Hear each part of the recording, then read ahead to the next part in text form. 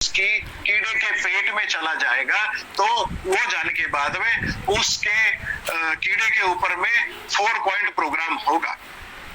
पहला इफेक्ट उसकी शरीर पे यह होगा कि उसके गले में जो मैंडिबल्स होते हैं, जैसे ह्यूमन बीइंग में टॉन्सिल्स होते हैं, कीड़े के गले में मैंडिबल्स होते हैं, वो मैंडिबल्स चोकअप हो जाते हैं। इसका मतलब गला चोकअप हो जाता है, इसके बाद वो खाने के लायक नहीं रहता है, गले के अंदर कोई भी चीज नहीं उतरेगी। दूसरा इफेक्ट यह होता है कि उसके ब्रेन के ऊपर में नर्वस सिस्टम का ब्रेकडाउन हो जाता है, मतलब ब्रेन उसका रुक जाता है। तीसरी बात उसका यह होता है कि उसे उसकी बॉडी को पैरालिसिस का अटैक आता है। और चौथी बात उस कीड़े के साथ में ये होती है कि उसके शरीर से पानी बाहर निकल जाता है, कैल्शियम और सोडियम बाहर निकल जाता है। इस तरीके से कीड़ा जब भी कोई चीज खाता है छिड़काव किए हुए पौधे का, तो वो 24 घंटे में अंदर में वो कीड़ा अपने आप मर जाता है। अगर आप ये कहोगे कि वो कीड़ा तड़प तड़प के मरता है, तो अपने पौधे का संरक्षण करना अपने लिए बहुत महत्वपूर्ण था। तो इस तरीके से कीड़ा मर जाता है। अपने प्रोडक्ट्स भारत सरकार के सर्वोच्च जो सर्टिफिकेशन है, जिसका नाम है NPOP, national programme of organic product certification, जो आज हमारे पास है, जिसने हमें सर्टिफिकेशन दिया है। और इंटरनेशनल सर्टिफिकेशन भी अपने पास में है, जिसका नाम है international federation of organic agriculture material certification, IFOAM certification. NPOP और आईफॉर्म सर्टिफिकेशन लेने वाली भारतवर्ष की या फिर दुनिया की सबसे पहली कंपनी, जिसका नाम है एमवाई लाइफस्टाइल, हम एग्रीकल्चर में काम करते हैं, सबसे पहली कंपनी है।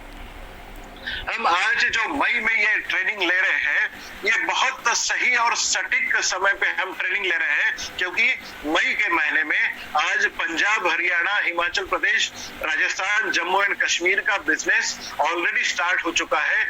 जिन लोगों ने कपास या फिर और कुछ किस्म की बुआई की है, या फिर किनो का आज ट्रीटमेंट शुरू हो गया है, बाहर ट्रीटमेंट उन्होंने लिया है, अंबिया बाहर जिन्होंने ट्रीटमेंट लिया है, उसमें आज भूअस्त्र का इमीडिएट इस्तेमाल वो कर सकते हैं जमीन में। अगर आपने बुआई करने से पहले 1 एकड़ में 2 से 4 किलो डालना है, या फिर बुआई होने के 1 महीने तक आप भूअस्त्र का इस्तेमाल कर सकते हैं। जून में Gujarat, Maharashtra, MP, UP, Uttarakhand, Chhattisgarh, Jharkhand, part of Bihar, Orissa, West Bengal, Karnataka का कुछ पार्ट, आंध्र प्रदेश, तेलंगाना, तमिलनाडु और केरला, इस राज्यों में कपास, सोयाबीन, मिर्ची, वेजिटेबल्स, बैंगन या फिर ओनियन, या फिर आपका संतरा या मौसम्बी, केला, या फिर चावल की खेती, इन सभी किस्मों की खेती खरीफ सीजन के लिए इस राज्यों में शुरुआत होने जा रही है। तो हम बहुत सही समय पर आज भूअस्त्र का इस्तेमाल कर सकते हैं। जहां जहां पर खेती की शुरुआत होगी, बुआई होगी, उसी समय कोई भी खातर के साथ में, फर्टिलाइजर के साथ में इसको मिला के हम डाल सकते हैं। जुलाई की महीने में हम parts of West Bengal, Assam, Nagaland, Meghalaya, Arunachal Pradesh, Tripura, Manipur, ऐसे कुछ राज्यों में शुरुआत होने जा रही है खेती की। तो हम बहुत सही समय पर ये ट्रेनिंग ले रहे हैं, ताकि आप सभी को ये नॉलेज मिलता रहे। मैं फिर से आग्रह करूंगा, जब जब भी आपको समय मिले, उस समय आपने सभी किसान भाइयों को इस दौरान आपने जोड़ना चाहिए और उसे भी ट्रेनिंग सुनने का मौका देना चाहिए। आगे बढ़ते हैं। ग्रो मैजिक, अपना पहला प्रोडक्ट जो आज हम सीखने जा रहे हैं। ग्रो मैजिक नाम की तरह ही ये ग्रोथ के लिए मैजिक का काम करता है। ग्रो मैजिक एक नैनो टेक्नोलॉजी बेस पहला भारतवर्ष का एकमात्र ऐसा प्रोडक्ट है जो सर्टिफाइड नैनो टेक्नोलॉजी के साथ में बनाया गया है। इसमें जस्मोनेट नाम का एक प्लांट अल्कलॉइड होता है, जो एक प्लांट हार्मोन की तरह भी अपने पौधे में मौजूद होता है। जस्मोनेट, जिसे केमिकल नेचर में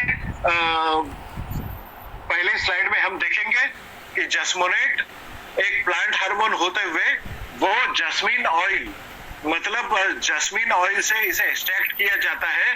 ये बहुत इंपॉर्टेंट रोल प्ले करता है बायोटिक एंड अबायोटिक स्ट्रेस, मतलब पानी की कमी हो या फिर खूब एक्सट्रीम बारिश हो रही हो या फिर हवा की बहुत तेज आंधी हो या फिर कम हवा हो, कम ऑक्सीजन में हो या फिर फर्टिलाइजर बहुत ज्यादा गिरा हो या कम फर्टिलाइजर हो, ऐसे समय में या कीड़ों का या फफूंद का बहुत ज्यादा अटैक हो, ऐसे समय में अपनी पौधों को टिक पाना संभव नहीं होता है। इस समय जस्मोनेट या ग्रो मैजिक आपके पौधों को टिकने के लिए मदद करता है।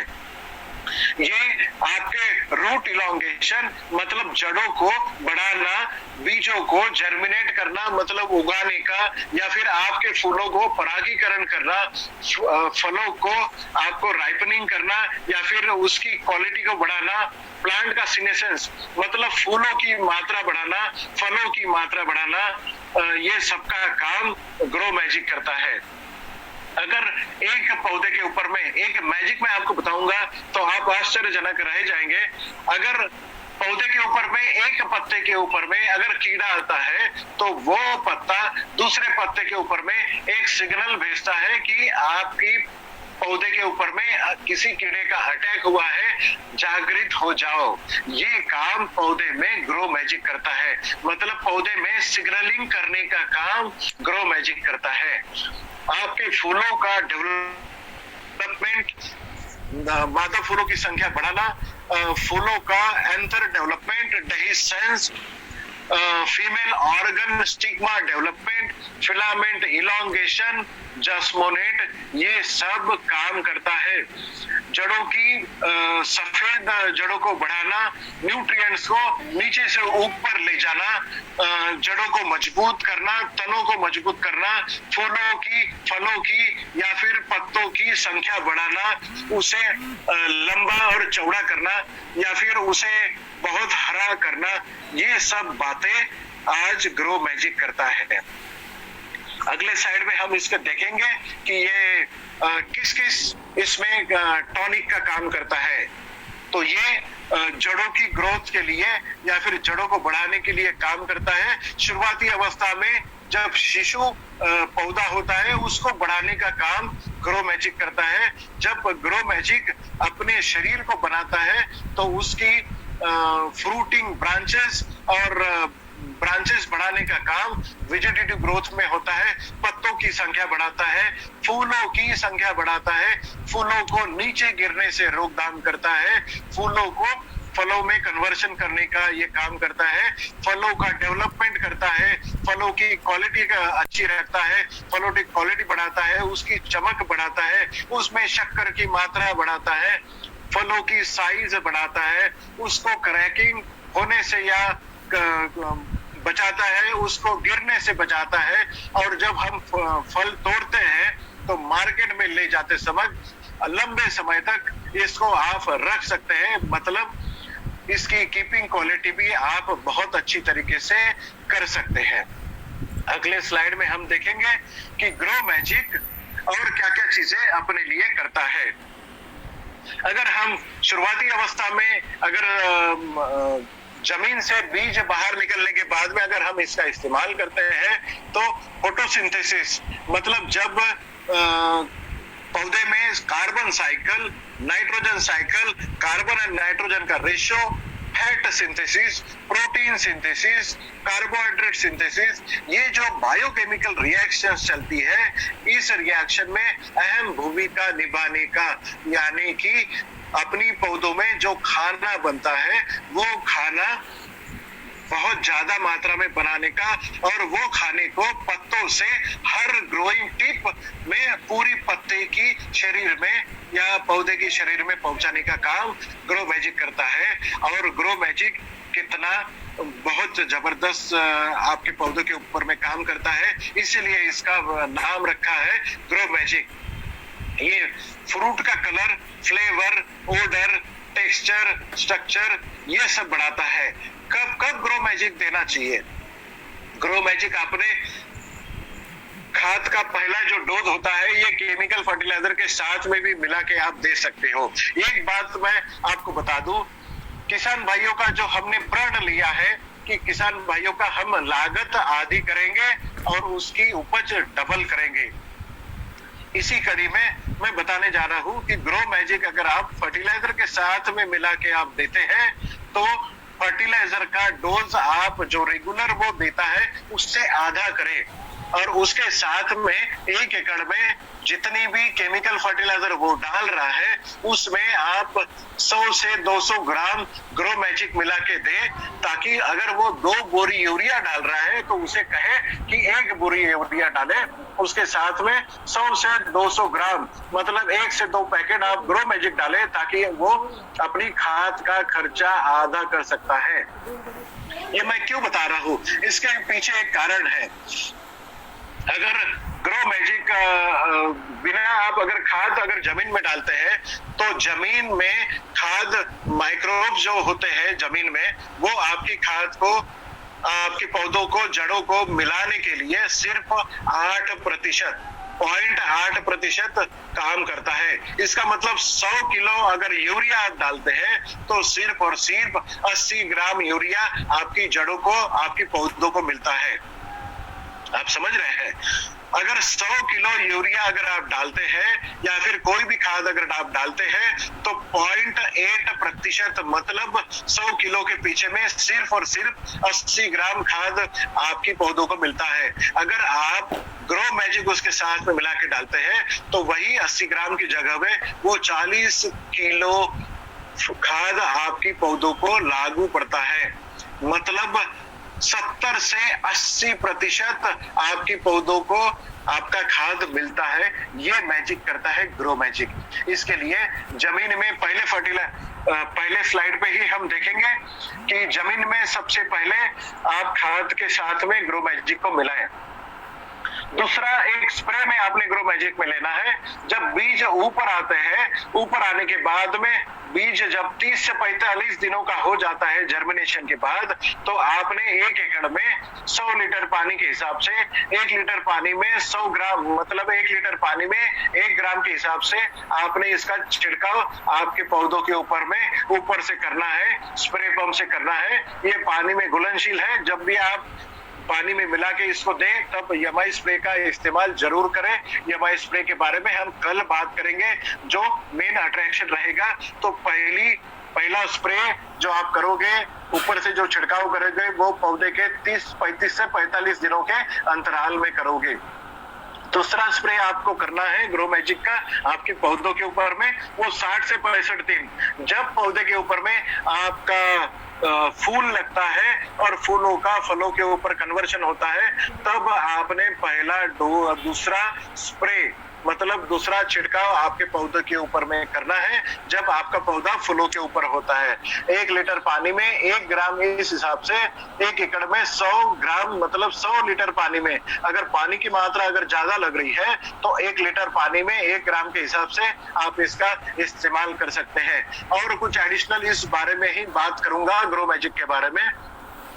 ग्रो मैजिक आपके फलों के ऊपर में किस तरह से काम करता है। अगर आपने मिर्ची के ऊपर अगर इसका छिड़काव किया तो मिर्ची की साइज आपकी उतनी रहेगी जो मार्केट में आप ले जाते हो, बट जो एक मिर्ची अगर वो 12 से 15 ग्राम की होती है तो उसका वजन बढ़ के 18 से 20 ग्राम होगा। साइज उतनी रहेगी बट उसका वजन बढ़ेगा। टमाटर की साइज उतनी रहेगी बट उसका वजन बढ़ेगा। अगर आपने गेहूं में, चावल में अगर इसका छिड़काव किया है, खाद के साथ में अगर आपने इसको दिया है तो 100 दाने का वजन जो आपका रहता है, अगर चावल का अगर एग्जांपल लेंगे तो 100 दाने का चावल का वजन जो है वो 60 ग्राम होता है, तो वही 60 ग्राम का वजन वो 80 से 90 ग्राम तक ले जाता है। मतलब ग्रो मैजिक जब भी आप खेती में इस्तेमाल करते हो तो कम से कम 30 से 40% आपकी उपज की बढ़ोतरी होती है और आपका खाद का 50% एक्सपेंसेस कम हो जाता है। इसका मतलब ग्रो मैजिक के साथ में हम किसान भाइयों का करीबन 60% लागत कम कर सकते हैं। ये बहुत ग्रो मैजिक एक मैजिक की तरह आपके खेती के ऊपर काम करता है। किसान भाइयों को आपने अगर इसमें दिया तो उनके जीवन में रिवोल्यूशन आ सकता है, उनके जीवन को अच्छा बनाने में आप कारगर मददगार साबित हो सकते हैं और ये नोबल कॉज आपके लिए हो सकता है। आगे बढ़ेंगे अपने दूसरे प्रोडक्ट के ऊपर, जो आज हमारा सबसे इंपॉर्टेंट प्रोडक्ट है, जिसका नाम है मॉडिफाई। ये आज मॉडिफाई जो नाम हमने दिया है, आप स्क्रीन पे देख रहे होंगे कि पीएच अलग तरीके से लिखा हुआ है। पीएच एक मानक है, एक मेजरमेंट है जो आपके जमीन का या आपकी पानी का, जो पानी का खारापन या मीठापन जांचने का एक मानक है। इसको हम सिंपल सी भाषा में बोलेंगे कि एक स्केल है जो आपके पानी में या आपकी जमीन में जितने साल्ट्स है, या खारापन है, या फर्टिलाइजर एक्स्ट्रा के कारण जो जमीन बेकार हुई है, या तो उसका पीएच 6.5 के अंदर होता है या फिर आपका पीएच 7.5 के ऊपर होता है। 7.5 के ऊपर हो तो आपकी जमीन खारी है और 6.5 के अगर अंदर हो तो एसिडिक है। नॉर्मल जमीन और नॉर्मल पानी हम जांचते हैं जिसका पीएच होता है 6.5 से लेके 7.5 तक। जहां पर बहुत ज्यादा बारिश होती है, जिस तरह का अगर हम एग्जांपल लें वेस्ट बंगाल का, नॉर्थ वेस्ट बंगाल, आसाम और उधर का जो पार्ट है, या फिर चावल की खेती जहां पर होती है पूरी भारतवर्ष में, या फिर आप कह सकते हैं कि जहां पर सबसे ज्यादा बारिश होती है, बहुत ज्यादा बारिश होती है एवरेज से ज्यादा, वहां पर एसिडिक जमीनें पाई जाती है जिनका पीएच 6.5 से लेके अंदर होता है, वो एसिडिक पानी हो जाता है। और जहां पर पानी कम होता है, खाद बहुत ज्यादा इस्तेमाल होता है, केमिकल दवाइयों का बहुत ज्यादा इस्तेमाल होता है, जहां पर गन्ने की खेती होती है, जहां पर केली की खेती होती है, जहां पर फर्टिलाइजर का ज्यादा इस्तेमाल होता है, वहां पर हम जमीन को उपजाऊ ना बनाते हुए हम उसे अल्कलाइन या सलाइन, जिसमें खारापन हो जाता है, वो बनाते हैं। अपनी जमीन में अगर नॉर्मल पीएच में, मतलब न्यूनतम पीएच जिसे हम बोलते हैं, नॉर्मल पीएच जिसे हम बोलते हैं, वो है 6.5 से 7.5, जहां पर आज पूरी भारतवर्ष में इस प्रकार की जमीन मिलना आज बहुत मुश्किल हो गया है। मॉडर्न एग्रीकल्चर में पीएच अगर कम हो या नॉर्मल से ज्यादा हो, तब भी आपके जमीन में जो भी हम खाद डाल रहे हैं वो आपकी पौधों को नहीं मिलता है। वो मिलाने के लिए जमीन में जो सूक्ष्म जीव होते हैं उनको एक्टिव करने के लिए हमें मॉडिफाई आजकल इस्तेमाल करना होता है, जो आपकी जमीन के पीएच को मॉडरेट करता है। ये दोनों तरीके से काम करता है। जहां पर बहुत ज्यादा बारिश होती है वहां आपकी पीएच जो कम हुआ है नॉर्मल से, वो पीएच को नॉर्मल लाने का काम करता है। और जो जमीन में या पानी में आपका खारा पानी है, जो खारे पानी को मीठा करके या खारे जमीन को मीठा करके नॉर्मल पीएच लाने का काम मॉडिफाई करता है। मॉडिफाई हमने हमारी पोर्टफोलियो में क्यों डाला, हमने ये प्रोडक्ट क्यों डाला? अगर नॉर्मल पानी अगर हम छिड़काव करने के लिए, खेतों को देने के लिए नहर से पानी, ड्रिप इरिगेशन से पानी हम देते हैं, स्प्रिंकलर इरिगेशन से जब हम पानी देते हैं खेतों में, तो अगर वो एसिडिक हो तो आपकी जमीन एसिडिक हो सकती है। आप जो खाद दे रहे हैं उसका इस्तेमाल सही ढंग से नहीं हो सकता है। जो दवाई आप उस पानी में मिला के दे रहे हैं, उस दवाई का आपको सही तरीके से रिजल्ट नहीं आ सकता है, रिजल्ट नहीं मिलता है। तो पहले उस पानी को, उस जमीन को आप नॉर्मल बनाएं। उसके लिए जब भी आप इरिगेशन करें या जब भी आप पानी इस्तेमाल करें छिड़काव के लिए, तब आप मॉडिफाई उसमें इस्तेमाल करें। ये लिक्विड फॉर्म में अवेलेबल है, ये बफरिंग सॉल्यूशन की तरह काम करता है। अब इसका डोज क्या हो सकता है? इसका डोज ये हो सकता है, नेक्स्ट स्लाइड में हम देखेंगे कि इसका डोज जो है, हम कुछ स्पेसिफिक डोज आपको इसका नहीं बता सकते हैं। इसका मतलब क्या है कि जो पीएच का स्केल होता है 7.5 से लेकर 12 तक हो सकता है। तो हम शुरुआती अवस्था में क्या कर सकते हैं, एक कांच की ग्लास में हम पानी भर के लेंगे। पानी भर के हम लेने के बाद में उस ग्लास में हम एक एक बूंद मॉडिफाई डालेंगे। हम 1 लीटर पानी में अगर एक एक बूंद मॉडिफाई डाल रहे हैं, जब तक हल्का पिंक कलर पानी का नहीं हो जाता है तब तक हमें एक एक बूंद डालना है। हमें पता चलेगा 1 लीटर पानी में कितनी बूंद डालने के बाद में हल्का गुलाबी कलर हुआ है, फेंट पिंक कलर हुआ है। जब तक फेंट पिंक कलर नहीं होता है उस पानी में हमने एक एक बूंद मॉडिफाई जरूर डाल देना है। जब हल्का फेंट पिंक कलर हो जाएगा, गुलाबी कलर हो जाएगा, तब हमें डोज पता चलेगा कि हमारा पानी कितना खारा था या एसिडिक था, उसमें हमने कितनी बूंदे डाली। 1 लीटर पानी के लिए अगर हमें 4 बूंदे लगी है तो 15 लीटर पानी की स्प्रे पंप में हमें 60 बूंदे डालनी पड़ेगी। एक बूंद 1 ml का होता है, मिली का होता है, तो 60 मिली या 60 ml हमें वो डोज हो गया। इसका इस्तेमाल हम कहाँ कहाँ कर सकते हैं? आजकल सब पता है, जब अगर आप खेती में पंजाब हरियाणा में नहर से पानी देते हैं, खेतों में नहर से पानी छोड़ा जाता है जिसे हम फ्लड इरिगेशन बोलते हैं, उस दौरान आप इसको एक सलाइन के दौरान एक बूंद आप खेती में जहां से पानी नहर का खेत में घुसता है वहां पर आप इसे सलाइन से एक एक बूंद डाल के दे सकते हैं ताकि आपका पानी मीठा होके आपकी खेती में जाए।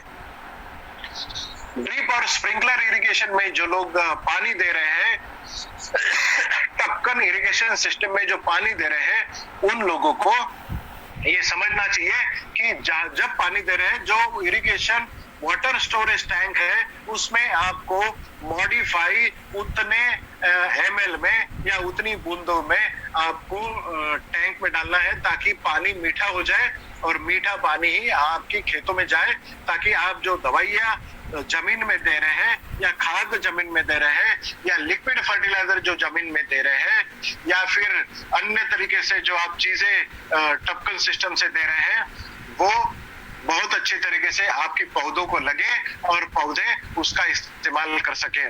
जो टपकन सिस्टम होता है, ड्रिप इरिगेशन सिस्टम होता है, उसका साल्टिफिकेशन होता है। कभी कभी नमक अंदर से लग जाता है, उसकी लाइफ कम हो जाती है। अगर आप मॉडिफाई उसमें इस्तेमाल करते हैं तो बहुत अच्छे तरीके से आप लोग इसका इस्तेमाल करके उसकी लाइफ अगर 3 साल की है तो वो 5 साल तक आप उसको इस्तेमाल कर सकते हैं। उसमें साल्ट डिपॉजिट नहीं होगा और आपकी जमीन भी उपजाऊ होगी और आपका पानी भी मीठा होगा। पंजाब में एक बंदे का मैं एक्सपीरियंस आप लोगों से शेयर करना चाहूंगा कि उस बंदे ने इरिगेशन सिस्टम में जब पानी की कमी होती है, जब अब हम समर में हैं, आज हम धूप काले में हैं, धूप कालों में बहुत सारी जगह पे टैंकर से पानी पहुंचाया जाता है। पीने का पानी जो है वो मीठा होता है और बाकी इस्तेमाल के लिए खारा पानी इस्तेमाल होता है। तो हमें गुजरात में भी ये देखने को मिला कि एक व्यापारी ने जो पानी सप्लाई का काम करता था, उस बंदे ने खारे पानी का टैंकर लेके उसमें मॉडिफाई इस्तेमाल किया और वो मीठे पानी का टैंकर करके उसने वो पीने के लिए दिया था। मॉडिफाई अगर पीने के पानी में अगर हम डालते हैं तो वो पानी मीठा हो सकता है, बट मैं आज ही आपको क्लियर कर दूं, ये खारे पानी को मीठा बनाने का तरीका जरूर है, बट ये इम्प्योर मतलब बेकार पानी पीने योग्य बनाने वाला कोई दवाई नहीं है। इसलिए नाले का पानी, नाली का पानी पीने के योग्य बनाएगा ऐसा बिल्कुल नहीं है। कुछ लोगों के मन में ये सवाल जरूर आ सकता है कि समुद्र का पानी मीठा कर सकते हैं, तो ऐसा उसका जवाब है ना। क्यों हम समुद्र का पानी मीठा नहीं कर सकते? जब सैचुरेशन लेवल के ऊपर, सैचुरेशन लेवल क्या होता है? जब हम पानी में शक्कर मिलाते हैं, जब थोड़ी शक्कर मिलाएंगे तो वो घुल जाएगी, हम मिलाते जाएंगे तो वो घुलती जाएगी, बट एक समय ऐसा आएगा कि आपकी पानी में शक्कर डाले फिर भी वो घुलेगी नहीं। क्यों? क्योंकि घुलनशील नहीं है, सैचुरेशन पॉइंट के ऊपर चला गया है। जो शक्कर आपने बाद में डाली वो घुलती नहीं है, उसे ही सैचुरेशन पॉइंट बोलते हैं। समुद्र का पानी जो सैचुरेशन पॉइंट के ऊपर है, इतना नमक उसमें है कि जो सैचुरेशन लेवल के ऊपर चला गया है, इसके लिए उसे सैचुरेशन से पॉइंट से निकाल के उसे मीठा नहीं किया जा सकता। बट जो खेती में आप पानी डालते हो उसे जरूर मीठा किया जा सकता है। खारे पानी के टैंकर को मीठा किया जा सकता है। इसका एक और इस्तेमाल असम वगैरह एरिया में बहुत सारे लीडर अपने कर रहे हैं। एक और एक्सपीरियंस मैं उस एरिया के लिए बता दे रहा हूँ। उस एरिया में पॉन्ड में फिशिंग करते हैं, मच्छियों की खेती करते हैं। एसिडिक पानी में मच्छियों की खेती नहीं होती है, तो वो लोग क्या करते हैं, वहां पे जो पानी उनकी पॉन्ड में जमा करते हैं, उस पॉन्ड में पहले चूना डालते थे ताकि उस पानी को एसिड से निकाल के नॉर्मल पे लाया जाए या फिर खारा किया जाए। इसके पहले वो चूना डाल के उस पानी को इस तरीके से बनाते थे, क्योंकि मछली खारे पानी में तो रह सकती है, मीठे पानी में रह सकती है, एसिडिक पानी में नहीं रह सकती। इसके लिए उन्हें चूना इस्तेमाल करना पड़ता था।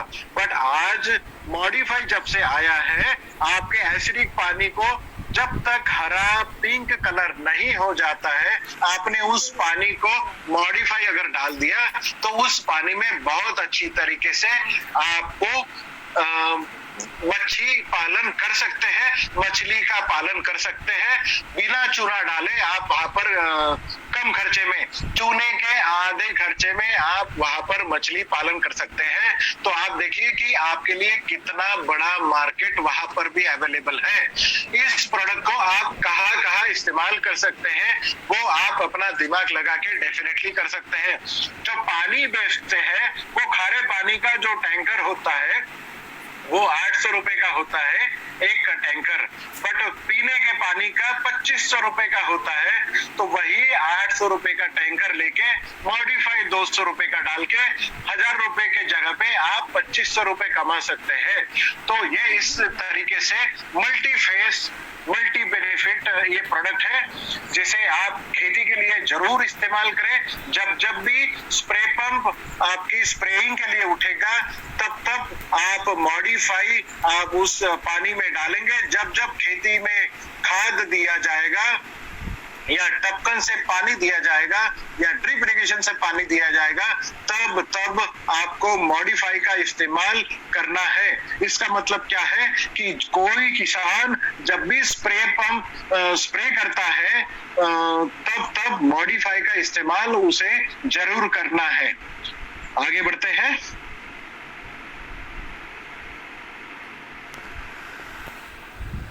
मॉडिफाई, ये सब बातें हमने आपको बता दी है कि मॉडिफाई का इस्तेमाल हमने कैसे और क्या हमने केयर लेनी चाहिए। हमने कभी भी मॉडिफाई पानी में एक बूंद करके डालनी है। जब तक लाइट रेड कलर या फिर हल्का गुलाबी कलर या हल्का लाल कलर जब तक नहीं हो जाता है, आपकी दवाई ने काम नहीं किया है, आपका खारा पानी मीठा नहीं हुआ है, ये आप लोगों ने समझना चाहिए। या फिर आपका एसिडिक पानी मीठा नहीं या नॉर्मल नहीं हुआ है, ये समझ लेना चाहिए। ये केयर आप लोगों ने जरूर लेना चाहिए। अगर आपको डेमोन्स्ट्रेशन अगर लेने हैं तो कांच के पानी में पीने का पानी लीजिए जो मीठा हो, उसमें 2 चम्मच नमक डालिए, अब उसको खारा कर लीजिए, चम्मच से मिला दीजिए। अब वो पीने योग्य नहीं है। आप एक बूंद करके आपके खारे पानी में एक बूंद करके डालिए, जब तक हल्का पिंक कलर नहीं हो जाता या लाल कलर नहीं हो जाता है, तब तक आपको उसमें डाला है। डालने के बाद में जब हल्का लाल या हल्का गुलाबी कलर आ जाएगा, तब आप उसे पी के देखिए। पीने के बाद में आपको पता चलेगा जो खारा पानी था पहले वो मीठा हो गया। इसका मतलब आपकी दवाई ने काम कर लिया है। बहुत अच्छा इस्तेमाल आप इसका कर सकते हैं। मीठा भी पानी मीठा करने के लिए एक सवाल मुझे आया था कि हमारे कुएं का पानी खारा है तो क्या उसे मीठा किया जा सकता है? डेफिनेटली किया जा सकता है। कुएं का पानी भी मीठा किया जा सकता है। शर्त एक ही है आज आप मीठा कर लेंगे, बट जमीन में आपकी कुएं में जमीन से पानी आते रहता है, वो खारा होता है। आज आपकी कुएं का पानी मीठा हो गया, रात भर में वही खारा पानी आके फिर से मीठे पानी को खारा कर लिया, फिर आपको दूसरे दिन डालना होगा। कुएं का पानी पूरे कुएं को मॉडिफाई ना डालते हुए उसका पानी जब आप निकालोगे तब उसमें आप मॉडिफाई का इस्तेमाल करें। हम आगे बढ़ेंगे। इंडिया एग्रो कस्टमर केयर का नंबर आपको मैं बताने जा रहा हूं।